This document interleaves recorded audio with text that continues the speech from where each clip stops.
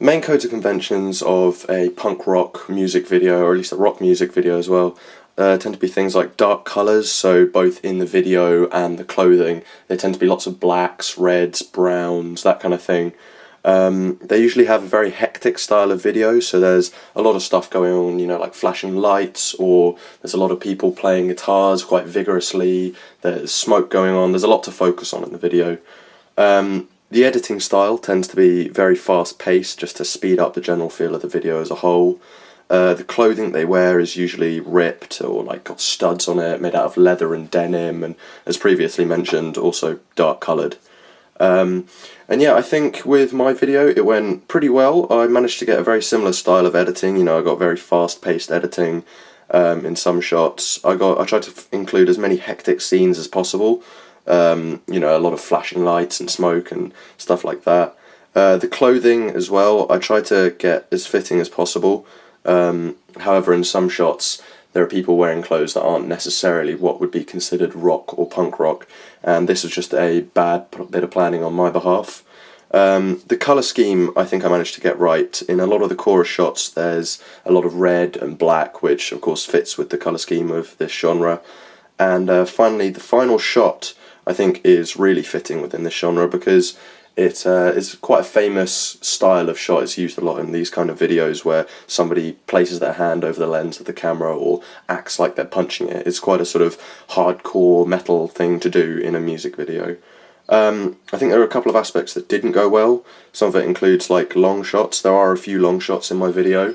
However, these were mainly used to show narrative. So for instance, there's one long shot of the female protagonist where she's acting around and then she proceeds to smile, and this is just to try and include her as much as possible and really give the audience a feel of who she is and why she belongs in the video.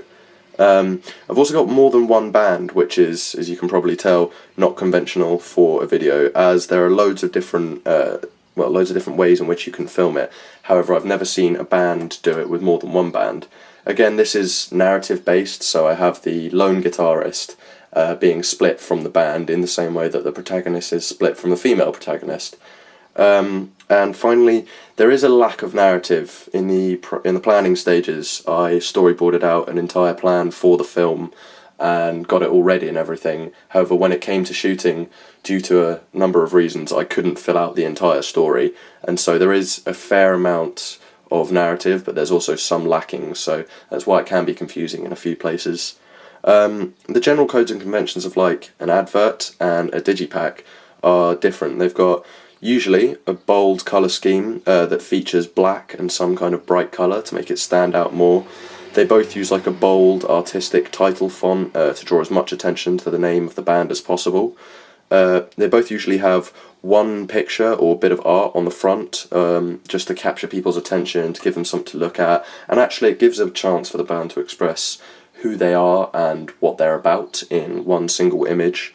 The advert has a lot of info text on it. Well, a lot for readers, so it's describing when they're playing, where they're playing, this kind of thing, and it's usually in a very simplistic text, so that people can read it easy. The digipack, something they often feature, which isn't featured on an advert, is a logo.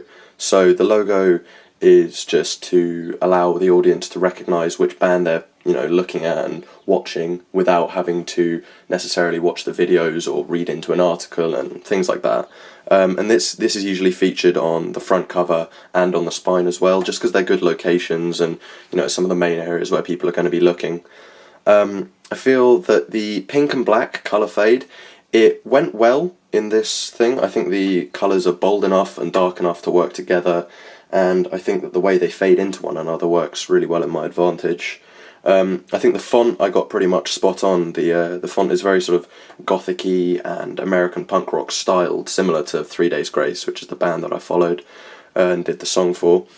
The logo is 3 Days Grace's logo. However, it's just adjusted to fit my colour scheme, so it's more of a purpley pink, whereas theirs is either black or red usually. I think the picture on the front of both the advert and the digipack, I think it was quite